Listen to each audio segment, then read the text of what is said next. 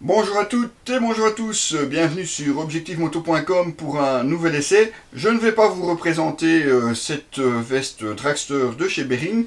Non, aujourd'hui je vais vous présenter celle qui est là derrière, il s'agit de la Lady Katniss. Non, je vous rassure, c'est pas moi qui l'ai essayé, c'est bien une veste pour les femmes. Malheureusement, ma petite femme chérie, qui est celle qui a essayé cette veste, n'aime pas trop les vidéos, donc vous n'aurez le plaisir que de la voir en photo, ce qui n'empêche que je vais quand même vous présenter ce blouson, un blouson textile qu'on peut utiliser toute l'année et tous les jours. Enfin, je dirais, les marques ont compris que le rose n'est pas obligatoire pour avoir un vêtement féminin. Si vous vous rappelez, il fut un temps où les premiers blousons étaient quasiment tous avec du rose. Pas rose entièrement, mais avec des inserts roses partout. Eh bien, parfois certaines femmes n'apprécient pas le rose. Et puis chacun est libre, comme les hommes évidemment, de pouvoir choisir les couleurs. C'est un petit peu comme si on avait tous les blousons hommes avec des traits bleus. Enfin, le bleu et le rose, tu vois? Non? Enfin, c'est pas grave. Donc ici la veste, la Lady Katniss, c'est une veste textile, comme vous pouvez voir, assez sobre, en noir, avec quelques traits blancs. Et je vous invite bien entendu à voir ça de plus près. Comme on vous le disait, sur ce blouson, c'est surtout la sobriété qui prime. En noir avec juste quelques traits blancs. Le logo Behring imprimé sur la poitrine. Un autre logo sur le col. Sur l'épaule également le logo avec un Behring. Alors que dans le dos on retrouve sur le col un insert réfléchissant avec Behring marqué dessus. Air Dynamic System, je vais y revenir juste après. Vous avez encore le logo en grand entre les deux omoplates avec deux traits blancs et juste le logo en bas. Ce sont les seules touches de couleur que vous retrouverez sur cette veste. À la manche, on retrouve un serrage avec une patte et du velcro. Par contre, pas de réglage à la taille.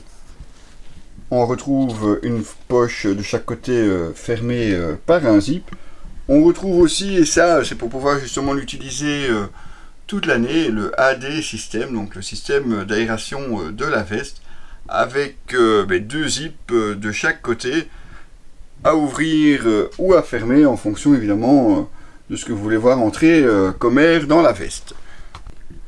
Elle apprécie aussi le col ici qui remonte un petit peu plus haut pour mieux protéger, avec une patte qui se ferme par velcro et le tour de cou qui est plus doux pour éviter justement les désagréments à cause du frottement. Une fois la veste ouverte, on retrouve le zip pour pouvoir accrocher à un pantalon.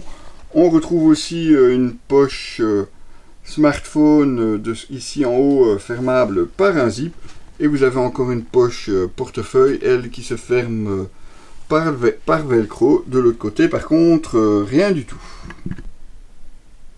Pour rouler au quotidien et toute l'année, Behring a prévu bien entendu une doublure thermique amovible, et en plus comme vous pouvez le voir elle est complète, donc avec les manches. Ça c'est pour quand il fait plus froid. Et ce n'est pas tout, puisque la Lady Katniss est aussi équipée d'une membrane étanche pour vous mettre à l'abri de la pluie. Mais je dois avouer que madame n'a pas eu l'occasion de la tester par mauvais temps. Impossible donc de vous dire si effectivement elle tient ses promesses. Si jamais on venait à être arrosé lors d'une prochaine sortie, on ne manquera pas évidemment de vous en faire part sur l'article. Côté protection, on notera les protections souples, c'est aux coudes qui sont réglables en hauteur. Celles aux épaules par contre ne le sont pas.